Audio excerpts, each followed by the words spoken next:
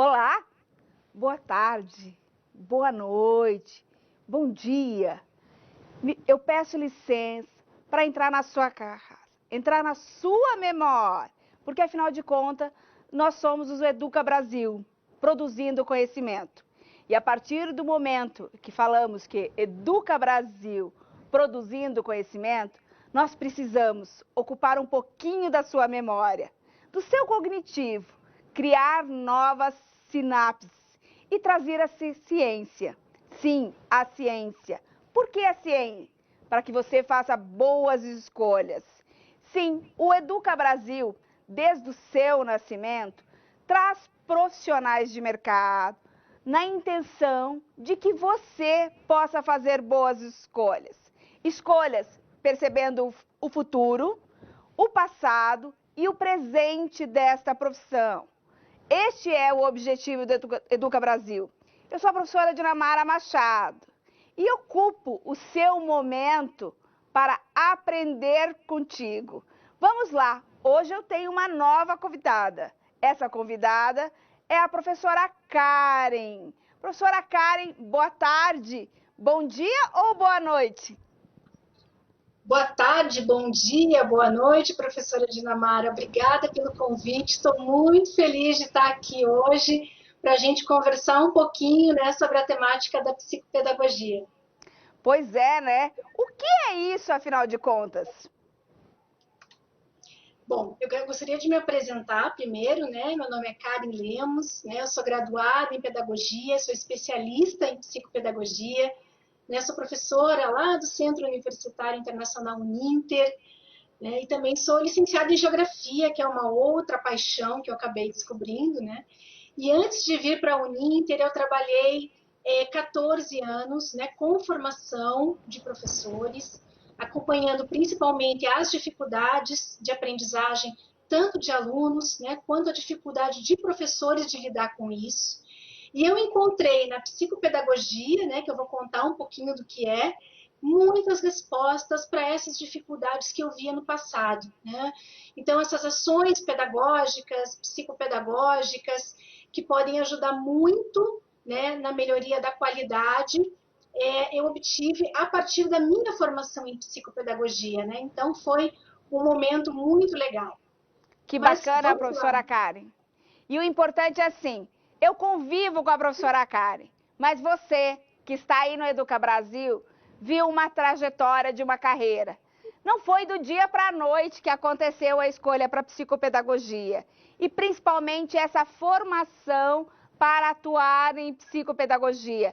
Professora Karen, o seu processo de formação é uma graduação, depois fez aí pós-graduação e tem um trabalho no mercado com psicopedagogia. Confere? Confere, sim, né? Aliás, é um trabalho assim que me deixa muito feliz e muito realizada, né?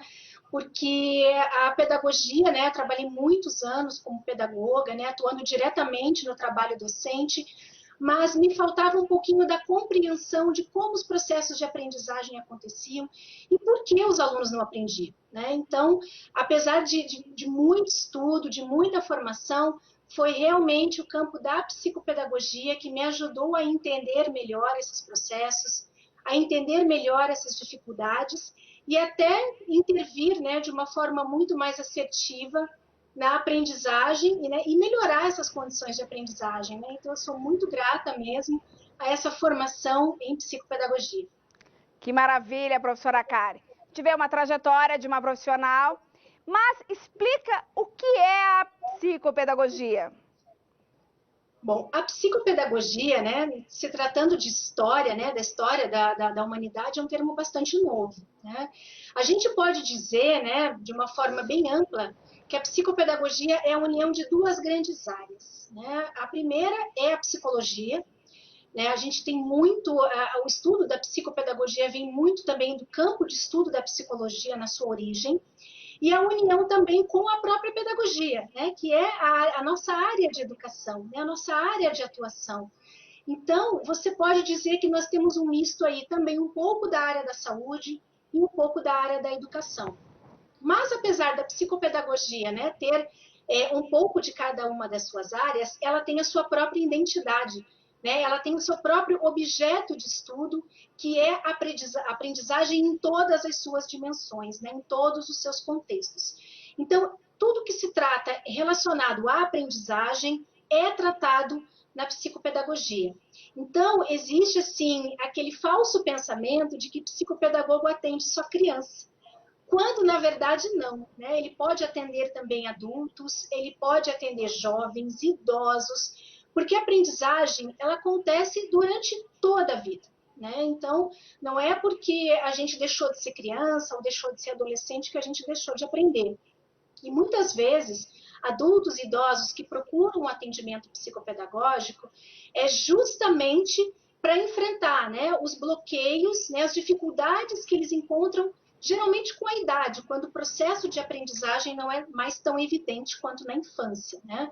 Então, o psicopedagogo, ele tem basicamente, né, a função de investigar, ele é um investigador, né, ele é um detetive, investigar os bloqueios de aprendizagem, né, que acontecem e vai procurar eliminar essas barreiras que estão dificultando a aprendizagem. Então, para isso, ele precisa fazer um processo avaliativo, e esse processo avaliativo não é aquelas provas, né, de escola que nós estamos acostumados a lidar e a conhecer, é um processo específico da profissão, com instrumentos específicos, né, assim como o psicólogo também, para descobrir um problema, ele também tem, né, os seus instrumentos específicos, a psicopedagogia também tem, e a ideia o que é? É eliminar essas barreiras, né, que estão afetando a aprendizagem de um indivíduo, ou mesmo, né, se for um caso de um transtorno, de um distúrbio, que é um processo interno, né, que é um processo que a gente chama de neurobiológico, né, que afeta, compromete algumas ações cerebrais, que a gente sabe que não tem, né, como curar, digamos assim, a gente nem pode falar em cura porque não é uma doença, mas não é um processo fácil de eliminar. O psicopedagogo, ele pode agir de modo a melhorar as condições de aprendizagem daquele indivíduo, porque ele conhece o problema pelo qual aquele indivíduo está passando, né?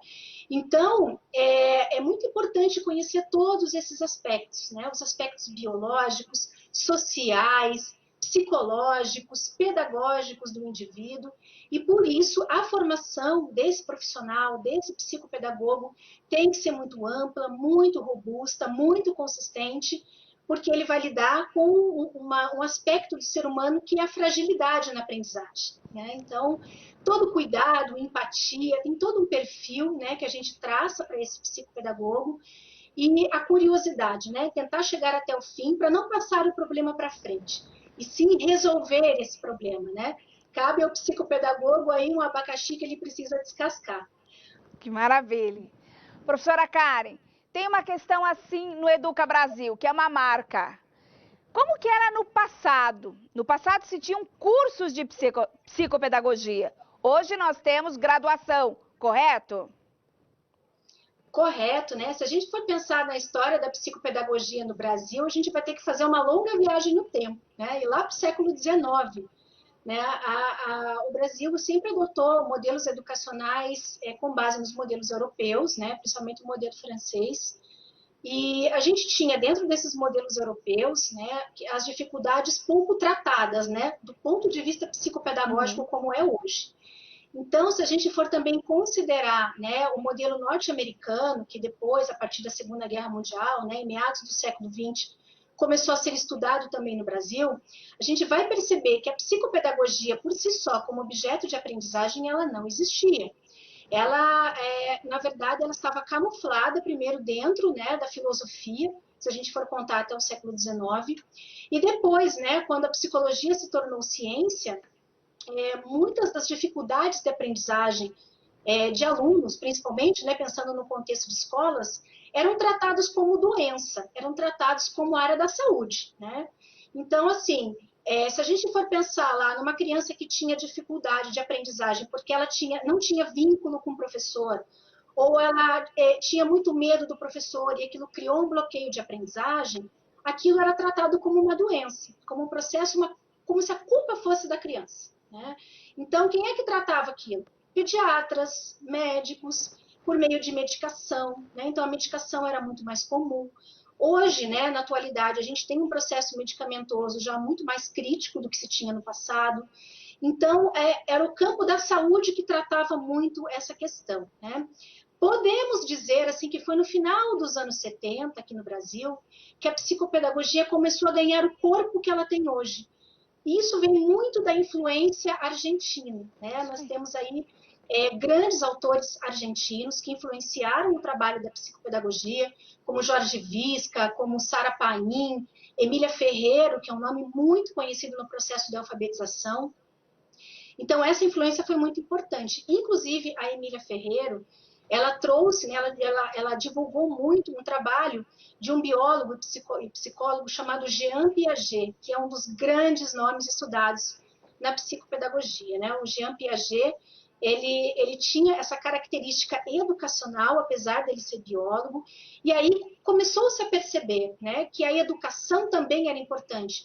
Analisar o contexto de infraestrutura, analisar o contexto de vínculo com o professor, vínculo entre alunos, né, porque o bullying que a gente conhece hoje já existe há muito tempo, e isso prejudicava, né, isso daí pensando no campo das dificuldades, né, das barreiras das dificuldades que você trata eliminando esses problemas.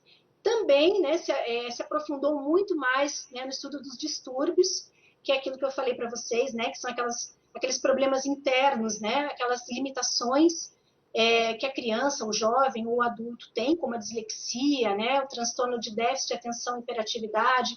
Começou-se um estudo mais aprofundado, depois veio o autismo, né.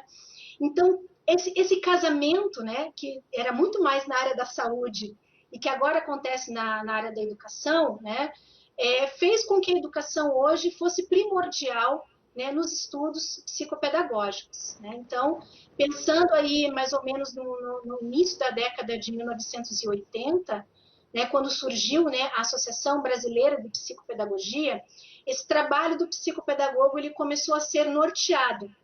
E esse norteio, né, começou a ser adotado nas escolas, nas empresas, nos hospitais, no decorrer do tempo, né, onde a gente começou a trabalhar as dificuldades de aprendizagem em vários contextos, como eu falei, né, no psicológico, no sociológico, no econômico, por aí vai.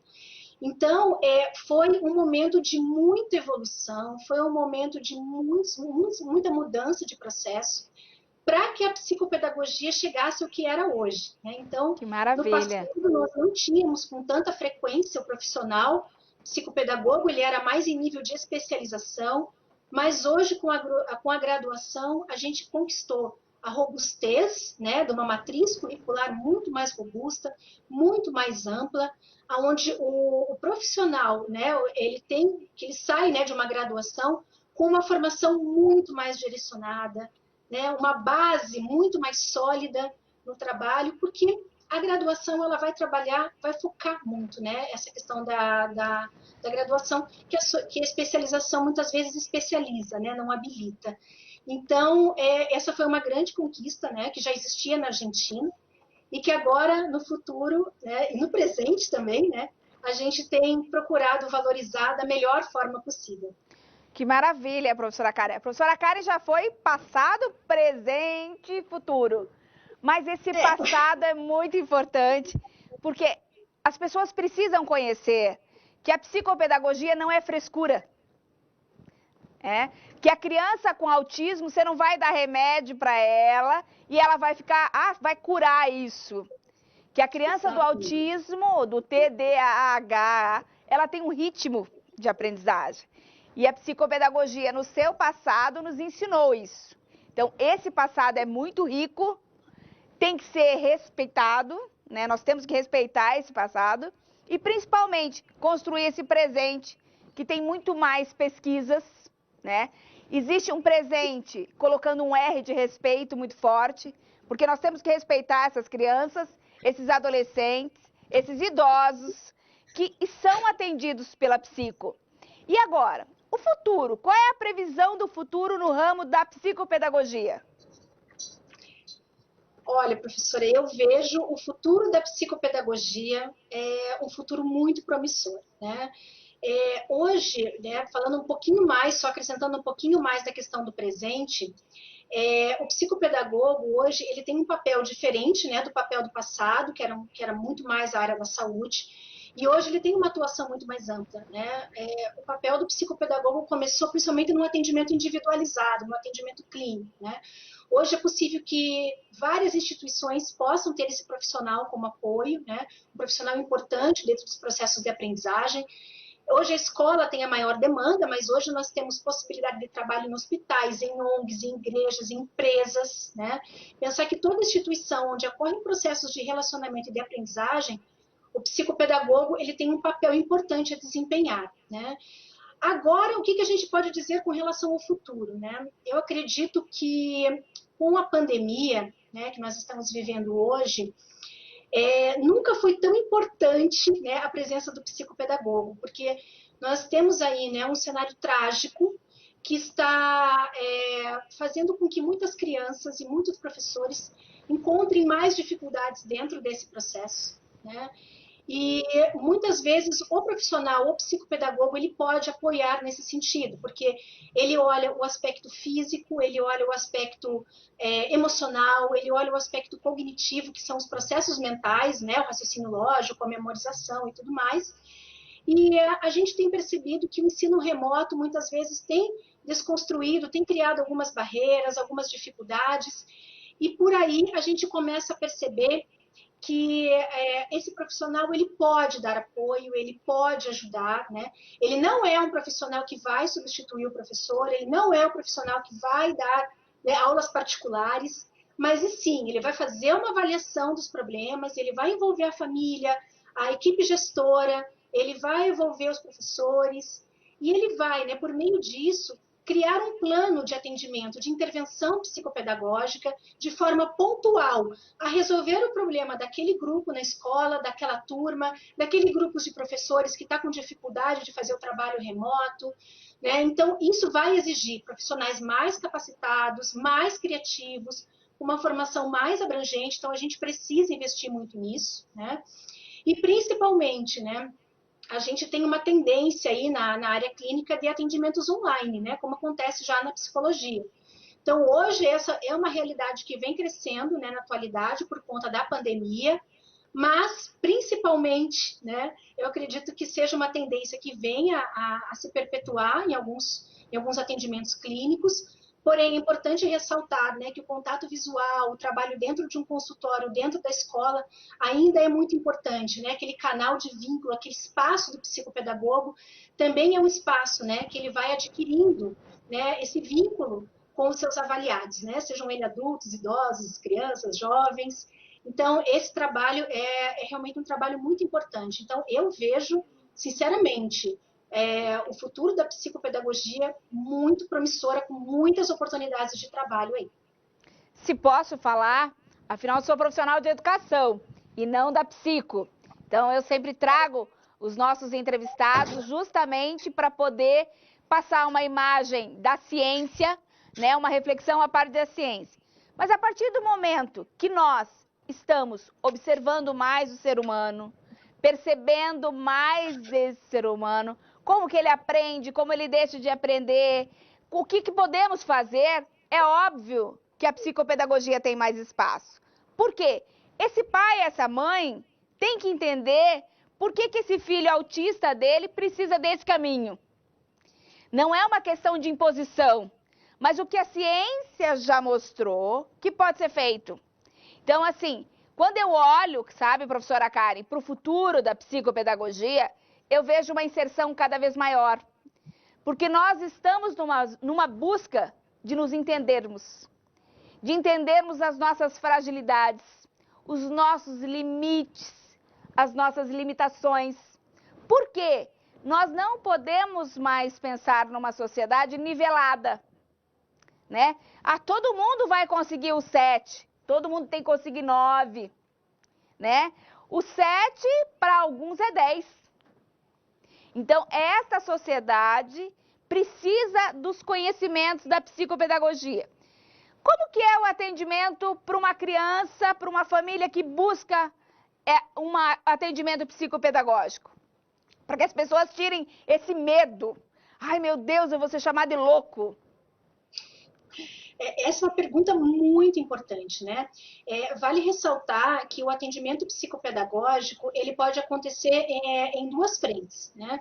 Primeiro é a frente institucional, quando o psicopedagogo ele é contratado por uma instituição. Então, normalmente, né, vamos pensar no âmbito da escola, né, que é o âmbito mais comum. Os próprios professores já começam a perceber as dificuldades e já começam a fazer um trabalho em grupo ali, já começam a atuar de forma preventiva. Eu acho que isso daí é importante falar também, que o psicopedagogo ele não só resolve o problema, ele previne também. Então, uma instituição que tem um psicopedagogo específico para ela, seja uma empresa, um hospital, ela consegue, né, fazer com que muitos problemas que venham a surgir sejam evitados. Porque um papel muito importante do psicopedagogo é essa prática de prevenção. Mas ele também pode atuar de forma terapêutica. O que é essa forma terapêutica? É literalmente resolvendo aquele problema, aquela dificuldade, aquele distúrbio que surgiu ali. E dentro da escola, ele já consegue ver isso dentro de um contexto. Então, o psicopedagogo institucional, ele não vai atender uma criança, um jovem especificamente. Ele vai atender aquela criança, mas dentro daquele grupo. Né? Como que a turma se comporta, como que é a relação dos professores daquela criança. Então, é sempre em prol da instituição. Agora, outra frente de trabalho que tem sido muito comum também, o crescimento, é a psicopedagogia clínica. No caso da psicopedagogia clínica, normalmente o psicopedagogo, ele é um prestador de serviço, ele tem um consultório, ele tem um espaço psicopedagógico, ele pode trabalhar no espaço multidisciplinar, junto com psicólogo, com fonoaudiólogo, enfim. Cada psicopedagogo que quer ter a sua clínica vai pensar, né, no modelo de trabalho nesse sentido. Mas o atendimento, ele é basicamente o mesmo. Ele vai atender a criança ou o jovem na sua individualidade. Então, ele tem um momento com a família, né, um momento específico com a família, que a gente chama de anamnese, que é uma entrevista onde o psicopedagogo precisa saber, desde o nascimento, problemas do parto, problemas de desenvolvimento, problemas da escola, e coisas boas também, né? Não só problemas, mas o psicopedagogo ele tem que saber avaliar as potencialidades da criança, porque senão o foco fica no problema e não fica no potencial que a criança tem muitas vezes. E a família precisa, né, falar a verdade, né? Não precisa ter medo de falar, de contar, porque em muitos atendimentos a família fica com vergonha de falar determinadas coisas, porque ela também se sente culpada, ela se sente assim, responsável por aquele problema. E muitas vezes a gente procura mostrar que não é isso.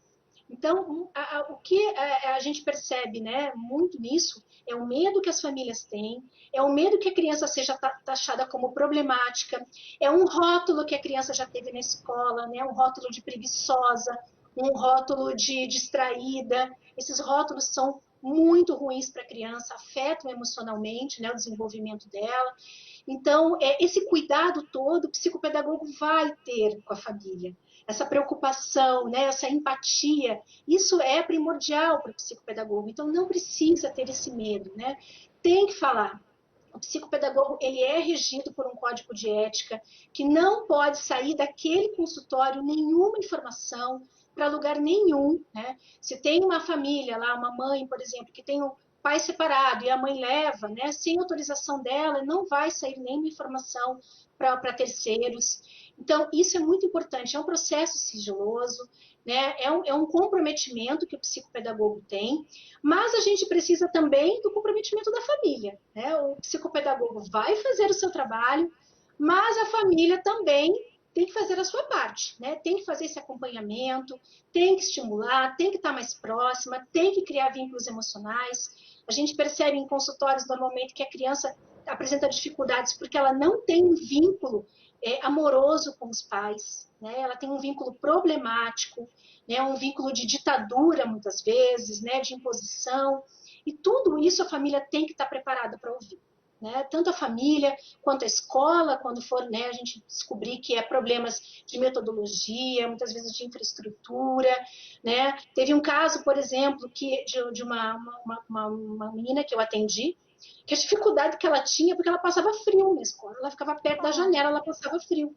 Então, ela não conseguia se concentrar no que a professora falava. Então, são coisas simples que a gente consegue descobrir, não perguntando para a criança, mas utilizando esses instrumentos, porque ninguém vai fazer um questionário com a criança, né? A criança vai fazer de forma lúdica, né? Vai ser por meio da brincadeira, ela nem vai perceber que ela está sendo avaliada. E esse vínculo o psicopedagogo tem que criar já no primeiro momento com a criança. Então, esse vínculo que a gente cria no primeiro momento é muito importante. Então, assim, qual é a função da família nesse caso? Tem que levar nas sessões, tem que participar, tem que acompanhar, né? Não adianta você gastar rios de dinheiro, você pai, mãe, família, gastar rios de dinheiro e não participar, quer dizer, teu dinheiro foi jogado fora.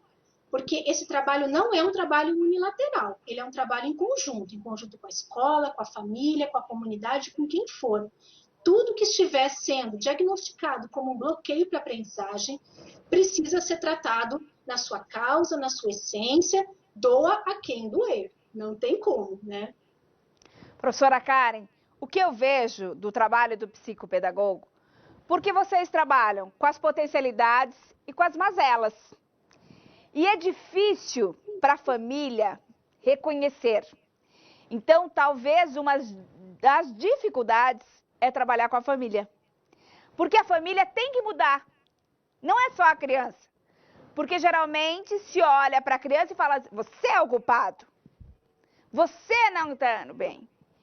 E ela faz parte de um contexto. E esse contexto precisa além de um dedo apontando.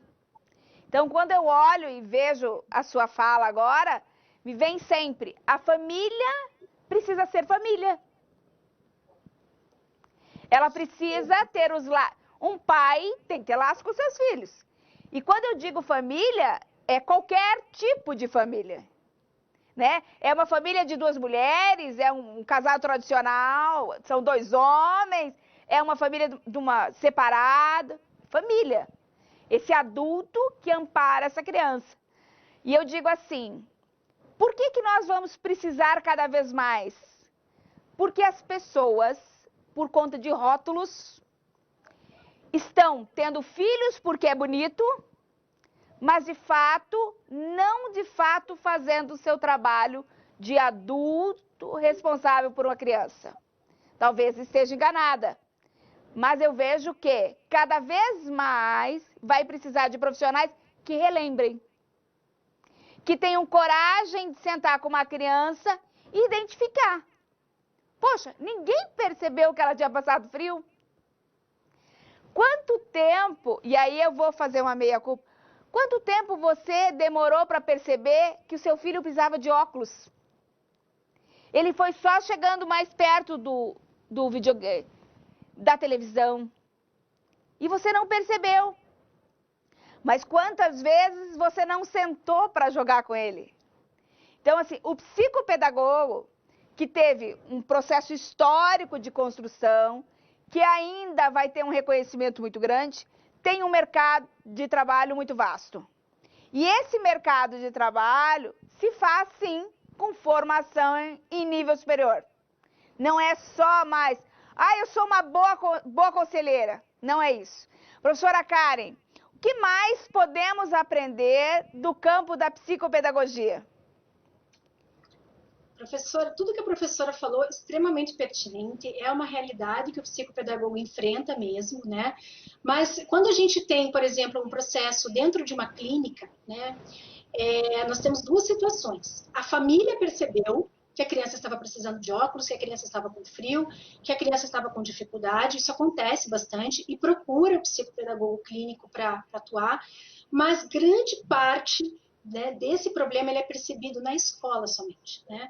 É o professor daquele aluno que diz, família, precisamos de um acompanhamento psicopedagógico. Né? Estamos encontrando dificuldade nisso, nisso, nisso. Então, isso acontece bastante. Então, a família muitas vezes vai cheia de culpa para o consultório porque não percebeu isso, né? Ou não deu atenção, ou mesmo não sabe como identificar. Né? Isso acontece também. Né? Mas o psicopedagogo que trabalha dentro de uma instituição, que é o psicopedagogo institucional, nesse ponto eu acho que ele sofre mais. Porque não é a família que o procura, é ele que tem que correr atrás da família. Como ele trabalha na escola, né, ele precisa achar, né, engajar os pais, né, para que os pais participem. E, geralmente isso acontece com atividades síncronas, né, com reuniões, pedagógicas, que daí o psicopedagogo aproveita para dar sua palavra, para explicar da importância do vínculo, do ser família, né, como a professora falou, né, como ser família, mas de uma forma muito política, muito tranquila, né, porque alguns pais eles ficam realmente muito preocupados, né, e se sentem assim que a carapuça serve para eles. Então, muitas vezes eles acabam não indo mais, né, porque não querem ouvir a verdade. Então, esse trabalho do psicopedagogo é realmente um dos grandes desafios, né? Ele tem um trabalho multidisciplinar ali, né, de atuar junto com o psicólogo, que muitas vezes essa criança está atuando, com fono, porque a criança já tem 8 anos e não consegue falar. Então, o psicopedagogo ele vai ter que trabalhar com uma equipe, ele vai ter que ter pessoas junto. Ele não é o salvador da pátria, ele não é o miraculoso que vai lá e vai descobrir tudo de forma rápida, né? E muitas vezes a família e a escola cobram resultados imediatos. E nem sempre isso é possível, porque para o detetive, né, que é o psicopedagogo, conseguir chegar à sua conclusão de quem é, digamos assim, o assassino da aprendizagem, ele precisa passar por várias sessões, por várias pesquisas, né? Fazer instrumentos que vão avaliar não só a parte da inteligência da criança, né, do raciocínio lógico, que isso é muito importante, claro, mas a parte também da questão da alfabetização, a parte emocional, para saber, né, se existe um problema emocional. Então, e como é que a criança muitas vezes não sabe falar, ela não sabe explicar. Então, como que é feito essa avaliação? Por meio de desenhos. Né? Então, o psicopedagogo ele estará preparado para analisar o desenho de uma criança. Né? Geralmente são desenhos específicos, né? Não é qualquer desenho. Ele vai pedir, né, de acordo com os instrumentos, desenhos específicos para poder avaliar, né, como é que está a questão emocional daquela criança. Né? Então, a participação de todos é muito importante, senão a gente não chega a lugar nenhum. E o tratamento fica interrompido. Então, isso muitas vezes acontece. Então, né, quando a gente tem momentos síncronos, né, com os nossos alunos lá, né, que eu aproveito, né, as aulas interativas para falar com eles, eu sempre digo para eles, né, não se preocuparem só com conteúdo, né, mas principalmente desenvolver esse olhar, né, desenvolver essa empatia, né, saber olhar, isso vai muito além do que está nos livros, né, é uma questão de exercício que você faz ali com aquela pessoa. Você saber ouvir, né? Tem uns que sabem falar muito, mas sabem ouvir muito pouco. Saber ouvir é importante e prestar atenção no que está sendo falado. Né? Existe também a comunicação verbal e a comunicação dinâmica. Às vezes, perceba, a criança ou o jovem está dizendo uma coisa, mas o corpo está falando outra. Está dizendo que está tudo bem, que não tem problema, mas você vê que ela estala os dedos, mexe bastante o pé, né? Você ter essa atenção para o olhar do corpo da criança ou do jovem que está sendo avaliado é muito importante. A comunicação ela não se dá só de forma verbal.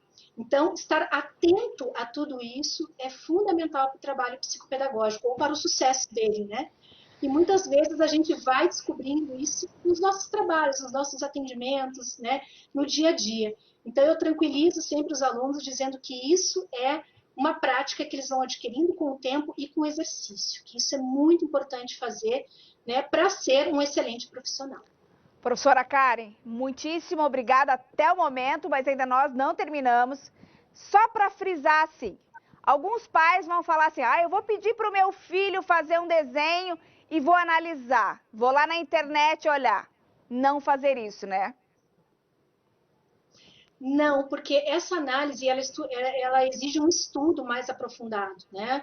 Por exemplo, aconteceu isso, né? E mamãe ficou muito assustada, né? Não sei, professor, posso dar esse exemplo aqui rapidamente, mas pode. Num dos desenhos que eu pedi, uma aluna, ela pediu para ela desenhar o quarto dela, porque eu precisava saber como é que estava o vínculo. Desculpa, não foi para desenhar o quarto dela, foi para desenhar uma parte da casa que ela mais gostava, para saber como que é a casa dela, né? Se é uma casa acolhedora e por aí vai. Ela desenhou o quarto dela. E no quarto dela, ela colocou várias cruzes, né? Colocou uma cruz mesmo, né? Uma cruz na cama, uma cruz no teto. E assim, a mãe dela viu aquele desenho e ficou assustadíssima. Pensou, meu Deus do céu, isso aqui é uma coisa satânica, né? Foi o que ela pensou na época. Né? O que está acontecendo? Por que a minha filha está desenhando isso? Só que quando eu perguntei, né, a gente fala em consigna, né, que é uma palavra, um jargão do psicopedagogo. Quando eu lancei uma consigna para ela, ou seja, uma pergunta para ela sobre aquilo, ela me disse que ela gostava muito de Jesus e que ela via na cruz a simbologia de Jesus, que ela conversava com Jesus. Então, era uma família católica e eles não se atentaram a isso. Então, muito cuidado na hora de você querer interpretar um desenho, porque interpretar desenho é que nem interpretar sonho, né?